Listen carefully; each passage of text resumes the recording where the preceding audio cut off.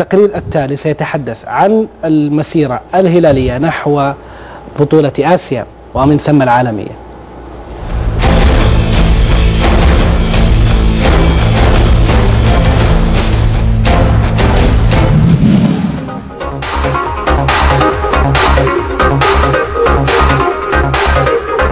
منذ استلام الأمير عبد الرحمن بن مساعد الدفة الإدارية لنادي الهلال وهو يضع نصب عينيه الوصول بمد الموج الأزرق إلى ضفاف بطولة العالم، هدف معلن في وقت مبكر، جهود متواصلة صنعت أرضية عمل بطولي كانت أولى ثماره التتويج بلقب كأس ولي العهد، لتتوالى بعدها الألقاب وآخرها دوري زين السعودي للمحترفين.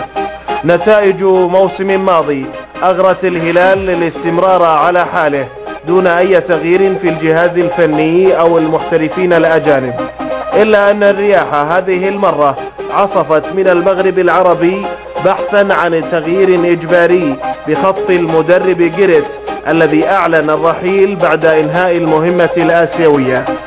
ورغم البداية غير المقنعة فنيا والمرضية جدا حسابيا، تواصلت المسيرة الزرقاء ليأتي الانتصار خلف الآخر في دوري زين لتكون المحصلة النهائية درجة كاملة من النقاط. في المقابل عاد الموج الأزرق لمصارعة تيارات آسيا بعد بلوغ الدور ربع النهائي. مد عنيف ابتلع الفهود القطرية وأسقط الغرافة بثلاثية نظيفة لم تكن كافية لنيل البطاقة التي انتزعها الهلال بصعوبة بالغة من أرض الدوحة.